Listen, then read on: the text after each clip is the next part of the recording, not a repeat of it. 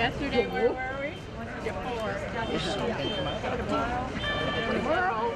Must be. Like this. Wait.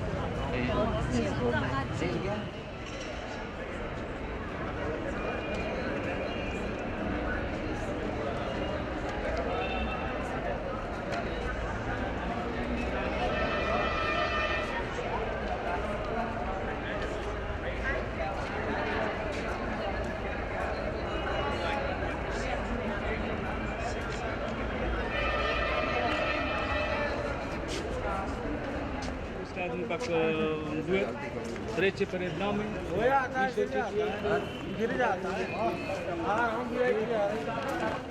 All right, so ladies and gentlemen, right now we are inside the Red Fort of Agra. Now, this fort was started in the 16th century. 1526, when the Mughal came, there was another Muslim dynasty. They were called Lodhis, L-O-D-H-I. They were ruling here.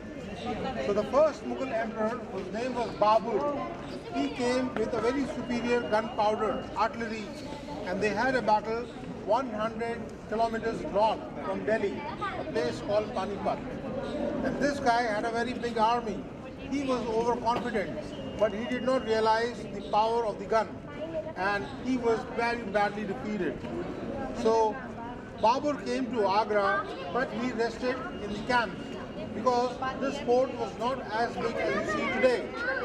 It was a small section of a palace of the Lodhi king, and when he rested in the camps, he wanted to establish his empire in India, and he told his journals that this is the country where we are going to have our future, and that's what exactly the Mughals did. They were defeated in their own country, near Afghanistan. They were not successful there, but they laid down the foundation stone of a great empire. Later on, when he went back to Pakistan, in Lahore, that is where he died, and he is buried in Lahore, city which is in Pakistan. His son Humayun was again thrown out of power for 14 years. He took asylum with the Shah of Iran, and when he came back, he died coming down from the steps. We saw his tomb in Delhi. The third Mughal king was an emperor at the age of 14. His name was Akbar. We call him Akbar the Great. So it is very important we learn from history. It is very important that you have wise friends, those who can give you good advice. Okay?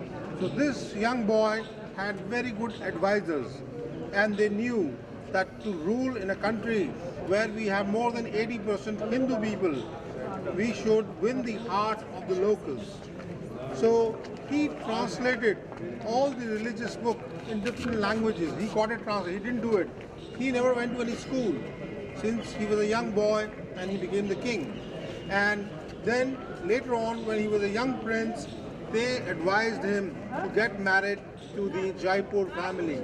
And that is why deliberately he married the princess of Jaipur family. So what happened was the mighty army of the Hindu warriors, all the Singhs, they became his immediate relatives, and they became loyal to the Mughal Empire, and the brother-in-law was the commander-in-chief of the Mughal army. So after 1566, they laid down the map of India, what you see today. Otherwise, everything was divided into small countries. So they declared the kings could rule independently in their respective country and pay the taxes annually, quarterly or half-yearly, and they wouldn't be attacked. Those who would not pay the taxes, those kings would be attacked. So everybody agreed to it because they had superior artillery of the Mughals and the Hindu warrior Rajput, the cavalry. So that is how his territory went down up to Sri Lanka, which was known as Ceylon in those days, Myanmar in Burma, a little part of Mongolia in the south. Now these Mongol kings are related to the Mongolian king, Genghis Khan. Have you heard the name? Yeah. Genghis Khan, the grandmother were real sisters. The grandmother of the Mughals and the grandmother of Genghis Khan were real sisters. So that is why this was a fighting race. But the third Mughal emperor, he said that I'm going to respect all the religion, and he kind of declared India as a secular state, that everybody is free to practice the religion of his faith and belief. His wife, Akbar. His wife never changed her religion. She always remained Hindu. She gave birth to the first boy who became the next king, whose name was Jahangir. So this palace, the rooms were added from Akbar. It was started by the Lodi dynasty, but Akbar started constructing the first Mughal emperor who did here. In the order, he was the third. By first Mughal emperor, I'm to say, the first one who built this palace. Then his son Jahangir added, then Shah Jahan added, and then Aurangzeb added. So 4 kings have added the rooms altogether. So from 1526 till 1857, the construction of this palace is done. So the wall all around in radius is 8 kilometers. So what we are going to see is the palatial part, right? The other part is with the Indian military. Now if you see this entrance, there was a drawbridge at the entrance. So during the war time, or whenever they felt the threat, they would put the chain and there would be a river moat in between. They would fill the water from the river Yamuna. A dry moat in between the 2 walls and the water moat outside the first wall. That's the time of the construction of the fort and the Taj. There was no road in between. This was all the side of the river.